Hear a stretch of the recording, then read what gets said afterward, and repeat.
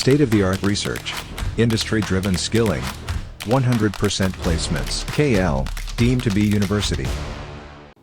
కొమరం భీం ఆసిఫాబాద్ జిల్లాలో పూర్తిగా పోలింగ్ ఒక 1 అవర్ ఎక్కువగా సమయం ఇస్తారు. ముందు నుంచి కూడా అదే విధంగా ఉంది. అయితే పోలింగ్కి సంబంధించిన పూర్తి ఏర్పాట్లు ఇప్పటికే పూర్తయ్యాయి. పీఓస్ ఏపీఓస్తో ఇప్పటికే శిక్షణ ఏర్పాటు చేశారు. ప్రధానంగా అందరిని ఎడ్యుకేట్ చేసే పనిలో పూర్తిగా ఓటింగ్ పర్సెంటేజ్ పెరిగే విధంగా జిల్లా కలెక్టర్ కొమరం భీం ఆసిఫాబాద్ చూస్తున్నాం. మనతో పాటు కొమరం భీం ఆసిఫాబాద్ జిల్లా కలెక్టర్ ఉన్నారు. సార్తో మాట్లాడిద్దాం.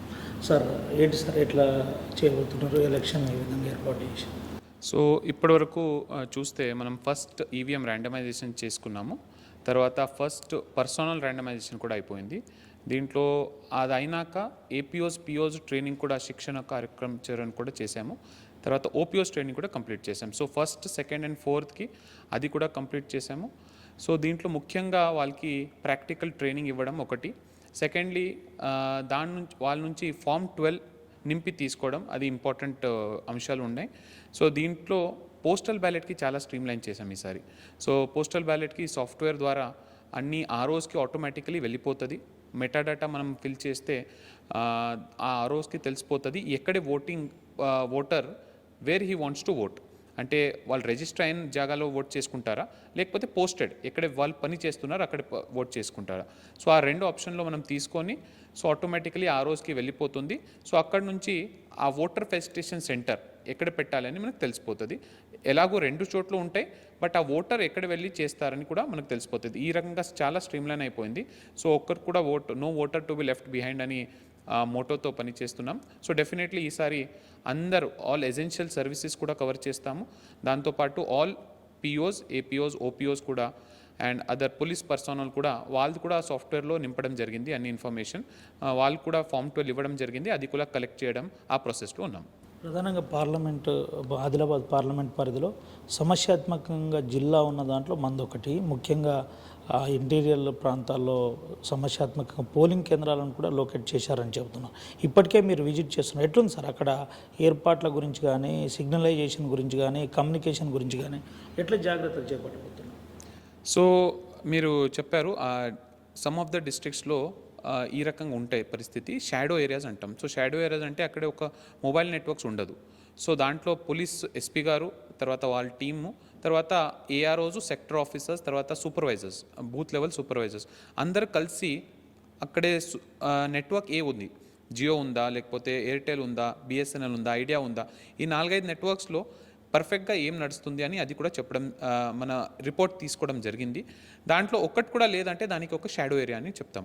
సో ఆ షాడో ఏరియా ఉంటే దానికి ప్రత్యేకంగా ఎస్పీ గారి నుంచి దానికి వైర్లెస్ సెట్ కానీ, దాంట్లో ఒక స్టేషన్ అక్కడ పెట్టుకుంటాం, ఒక ఆపరేటర్ ఇస్తాం. సో ఎందుకంటే ఎవ్రీ 2 hours మనకు పోలింగ్ పర్సంటేజ్ తెలుసుకోవాలి. సో వాళ్ళ నుంచి ఇమీడియట్గా మనకు తెలిసిపోతుంది. ఏమైనా ఇన్సిడెంట్ ఉంటే కూడా దాని నుంచి మనకు రెస్పాన్స్ వస్తుంది. అందుకని ఈ జాగ్రత్తల కోసం పోలీస్ డిపార్ట్మెంట్తో చాలా మంచిగా కోఆర్డినేషన్ చేసుకుంటున్నాము. అండ్ వీల్ ఎన్ష్యూర్ దట్ అక్కడ కూడా కమ్యూనికేషన్ గ్యాప్ ఉండకూడదు. సెక్టర్ ఆఫీసర్స్ కూడా ఆ రూట్లో పోతున్నారంటే వాళ్ళకి రూట్ ఆఫీసర్స్ అని ఉంటారు. రూట్ ఆఫీసర్స్ చేతిలో కూడా ఒక్కొక్క సెట్ కానీ ఆ మొబైల్ సెట్ ఇస్తాం. పార్లమెంట్ పరిధిలో ఎన్నికల్లో పోలింగ్ ఈసారి పర్సెంటేజ్ పెంచడానికి అర్బన్ కావచ్చు, ఏజెన్సీ కావచ్చు, ఎటువంటి చర్యలు చేపట్టబోతున్నారు సార్? ఎట్లుండబోతుంది? ఎట్లా అవేర్నెస్ కల్పించే ప్రయత్నం చేస్తుంది? సో మేజర్గా దీనికి స్వీప్ యాక్టివిటీస్ అంటాము. సో స్వీప్ యాక్టివిటీలో 2 అంశాలు ఉంటాయి. ఒకటి అట్రాక్టింగ్ యంగ్ ఓటర్స్, అంటే ఎవరెవరు ఓటింగ్ నమోదం చేయలేదు వాళ్ళకి 18 years నిండిపోతే వాళ్ళకి రావడం దీంట్లో as an voter. Secondly voter అయినాక యాక్చువల్ వచ్చి ఓటింగ్ చేయడం.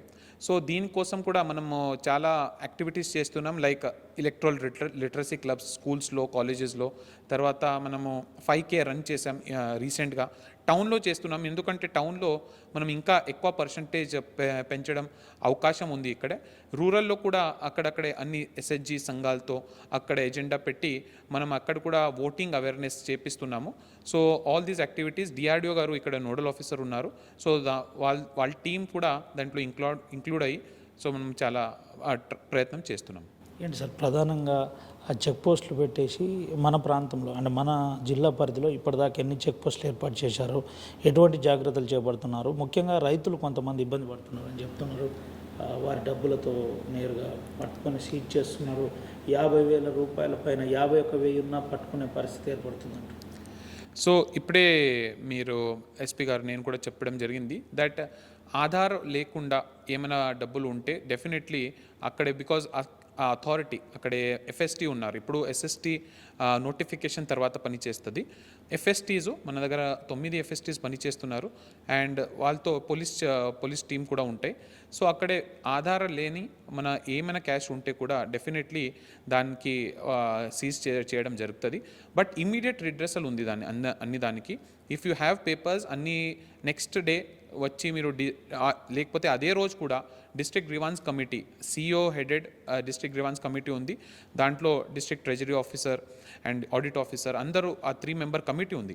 ఆ కమిటీకి మీరు ఇమ్మీడియట్లీ ఇచ్చేస్తే ఇమ్మీడియట్ రిలీజ్ కూడా అవుతుంది. సో దీంట్లో అంటే ఇక్కడ పోవాలి అక్కడ పోవాలి అనుకుండా మనం ఏమి ఇస్తున్నామంటే ఒక ఎక్నాలజ్మెంట్ కూడా ఇస్తున్నాం ఫామ్లో దట్ ఎక్కడ మీరు వెళ్ళాలి, ఎక్కడ అప్పీల్ చేసుకోవాలి అని అది కూడా సమాచారం అందరికీ ఇస్తున్నాం. సో ఈసారి అది ఒక ఫార్మాటే ఉంది, ఆ ఫార్మాట్ పట్ట మనం చేస్తున్నాం. సో ఐ హోప్ అందరికీ మీరు వెళ్తూ ఉంటే అట్లీస్ట్ ఆధారాలు ఉండాలి, ఆధారాలు చూపిస్తే డెఫినెట్లీ వేరే చర్యలు ఉంటాయి. ఇప్పటివరకు జిల్లాలో ఎన్నికలకు కూడా వచ్చిన తర్వాత ఏమైనా కేసులు నమోదయ్యాయా? ఏదన్నా మీరు అంటే యాజ్ నోడల్ ఆఫీసర్గా జిల్లా అధికారిగా ఏదన్నా వైలేషన్ చేసే ప్రయత్నం ఏదన్నా పబ్లిక్ మీటింగ్లో జరిగిందా సార్? సో దీంట్లో 2-3 ఉంటాయి. ఒకటి ఎఫ్ఎస్టీకి వైలేషన్స్ కంప్లైంట్ డైరెక్ట్ వస్తే ఏఆర్ఓస్ కానీ నాకు వస్తే మనం ఎఫ్ఎస్టీ ద్వారా అది చేపిస్తాము. Second C vigil. So C vigil app కూడా చాలా అందరూ డౌన్లోడ్ చేసుకున్నారు ఇక్కడే మన జిల్లాలో కూడా. సో దాంట్లో చాలా కంప్లైంట్స్ వచ్చినాయి. సో దానికి ఇమీడియట్లీ 100 మినిట్స్లో మనం పరిష్కారం చేస్తాం. దాంట్లో ఏఆర్ఓ లెవెల్లోనే అది డ్రాప్ చేయాలా ఆర్ యాక్షన్ తీసుకోవాలా ఆర్ దానికి ఇది చేయాలి, హైయర్కి ప్రైస్ చేయాలా, అది 3 ఆప్షన్స్ వాళ్ళ దగ్గర ఆల్రెడీ ఉంటాయి. దాన్ని బట్టి నడుస్తుంది. ఇప్పటివరకు 8 కంప్లైంట్స్ వచ్చినాయి, దానికి మనం పరిష్కారం చేసాం. జిల్లాలో ప్రధానంగా ఈజీఎస్ పనులపైన నేరుగా మీరు వెళ్ళి ఈ ప్రాంతంలో ఉన్న ఆదివాసీ ప్రజలతో మమేకమవుతున్నారు, వాళ్ళకి జాగ్రత్తలు చెబుతున్నారు, ఎండ తీవ్రత పెరుగుతుందని చెప్తున్నారు. ఏంటి ఇది, ఏ విధమైన అవేర్నెస్ కల్పించబోతున్నారు ఎండ తీవ్రత పైన ఆదివాసీ ప్రజలపైన? సో ఆసిఫాబాద్ జిల్లా ఎప్పుడు కూడా ఎక్కువ ఉపాధి హామీ పనులకు చాలామంది వస్తారు. సో మనము ఇప్పుడు చూస్తే కూడా మనం స్టేట్లో టాప్ 2-3లో ఉన్నాము.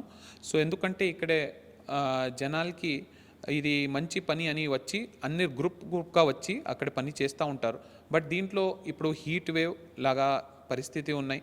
సో దీంట్లో మనం ఎక్కువ జాగ్రత్తలు తీసుకోవాలి. అందుకనే మనం ఒక్కొక్క ఆశాస్కి మన జీపీ సెక్రటరీస్తో కోఆర్డినేట్ చేసుకొని అక్కడే అవసరపడే అంత ఓఆర్ఎస్ ప్యాకెట్స్ కానీ డ్రింకింగ్ వాటర్ జీపీ సెక్రటరీ నుంచి ఒక చిన్న టెంట్ షేడ్ కోసం వాళ్ళకి. సో ఇదన్నీ సౌకర్యాలు మనం చేస్తున్నాము. ఒక్కొక్క సైట్లో ఎక్కడెక్కడ పని చేస్తుంది ఇదన్నీ అంశాలు ఉండాల్సిందే అని చెప్పడం జరిగింది. సో డిఆర్డిఓ నుంచి వాళ్ళ టీం కంప్లీట్గా ఎంపీడీఓస్ నుంచి ఎంపీఓస్ నుంచి సెపరేట్గా సెక్టర్ ఆఫీసర్స్గా పెట్టాము. సో వాళ్ళు డెఫినెట్లీ ఇది ఒక్కొక్క సైట్కి విజిట్ చేస్తున్నాము. అడిషనల్ కలెక్టర్స్ కూడా అది చెప్పడం జరిగింది, వాళ్ళు కూడా విజిట్ చేస్తున్నారు. నేను కూడా ప్రత్యేకంగా చాలా సైట్స్ పొద్దున వీఆర్ మార్నింగ్ విజిట్స్లోనే వెళ్తున్నాము. సో ఇది జాగ్రత్త డెఫినెట్లీ తీసుకుంటాం. అండ్ మినిమం సౌకర్యాలు ఉంటే అక్కడ ఏమైనా సన్ స్ట్రోక్ కానీ ఏమైనా వస్తే కూడా బికాజ్ ఏజ్డ్ పీపుల్ కూడా చాలామంది ఉన్నారు, వాళ్ళ కోసం డెఫినెట్లీ మనం ఎక్కువ జాగ్రత్త తీసుకొని ఇది చేపిస్తామండి. ప్రధానంగా జిల్లాలో ఏనుగు ఇబ్బంది పెడుతుందని చెప్పారు, దానిపై పూర్తి జాగ్రత్తలు కూడా మీరు తీసుకున్నారు. నేరుగా 144 సెక్షన్ కూడా ఇది ఏంటి సార్ ఏనుగు పరిస్థితి ఏంటి, ఇప్పుడు ఏదైనా అప్డేట్ ఉందా? So right now update latest నేను డిస్ట్రిక్ట్ ఫారెస్ట్ ఆఫీసర్ నుంచి తీసుకున్నప్పుడు ఏనుగు ఆల్మోస్ట్ రివర్ క్రాస్ బార్డర్లో ఉండే అండ్ క్రాస్ కూడా అయింది అని అన్నారు. బట్ చాలా జాగ్రత్త ఉండాలి మనము. We have to be very careful. Return అయ్యే ఉంటే కూడా మనం జాగ్రత్తగా తీసుకుంటున్నారు. ఫారెస్ట్ ఆఫీసర్స్ ఒక్కొక్క విలేజ్లో అక్కడే ఆ బార్డర్లో ఉన్నారు, బీట్ ఆఫీసర్స్గా అలాట్మెంట్ చేశారు డిఎఫ్ఓ గారు. సో డిఎఫ్ఓ గారు కూడా ఇంకా అక్కడనే ప్రత్యేక దృష్టి పెట్టి ఉన్నారు. And I think within another 24 hours 48 hours మనం ఇంకా జాగ్రత్తగా ఉండాలి. బట్ ఇప్పటివరకు సమాచారం అది క్రాస్ అయింది అని ఉంది. గిరిజన ప్రాంతంలో మెయిన్గా వాటర్ ఇబ్బంది ఎక్కువ ఉంటుంది, తాగునీరు విషయంలో సమస్య ఉంది. ఇప్పటికే దాని మీద మీరు దృష్టి పెట్టారు, నిన్న కూడా ఒక రివ్యూలో మాట్లాడిన పరిస్థితి ఏంటి సార్, ఎటువంటి జాగ్రత్తలు తీసుకోబోతున్నారు? ఆదివాసీ ప్రజలకు డ్రింకింగ్ విషయంలో వాటర్ విషయంలో ఏ విధంగా ఉండబోతుంది? సో డ్రింకింగ్ విషయంలో మిషన్ భగీరథ కాకుండా లోకల్ సోర్సెస్ కూడా చాలా ఉన్నాయి. సో నిన్న స్పెషల్ ఆఫీసర్ హైదరాబాద్ నుంచి కూడా వచ్చారు, కృష్ణాదిత్య సార్ కూడా స్పెసిఫికలీ దీని గురించి మాట్లాడారు. సో ఎక్కడెక్కడే మీకు లోకల్ సోర్సెస్ బోర్వెల్స్ కానీ హ్యాండ్ పంప్స్ కానీ ఎక్కడెక్కడే రినోవేషన్ చేయాలి లేకపోతే రిపేర్ చేసుకోవాలి ఇమీడియట్గా చేసుకోని చెప్పడం జరిగింది. ఇక్కడ కూడా మనం అది చాలా మట్టుకి కంప్లీట్ చేశాము. తర్వాత ఎక్కడెక్కడే ఎక్కువ మేలో ఎండ ఇంకా పెరగొచ్చు. సో మనం వర్స్ట్ కేస్ సినారియో అనుకొని అప్పటి వరకు ఏమేం కావాలి దానికి కూడా మనం అన్ని ట్యాగింగ్ చేసుకున్నాం. సో ట్రాక్టర్స్ ఎక్కడెక్కడ ట్రాక్టర్స్ కావాలి, అక్కడే రెంట్ ట్రాక్టర్స్ కావాలా లేకపోతే ఎన్ని హౌస్ హోల్డ్స్ ఉన్నాయి అది పట్టుకొని అది కూడా క్యాల్కులేట్ చేయడం జరిగింది.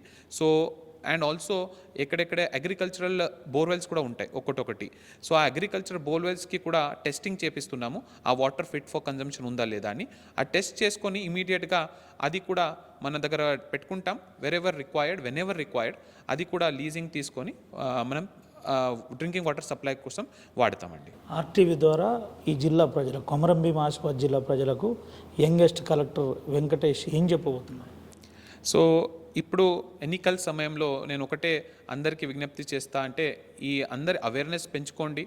దీని గురించి ఇంకా ఎవరు నమోదు చేయలేదంటే చేయండి. మనము ఇంకా ఫామ్స్ తీసుకుంటున్నాము.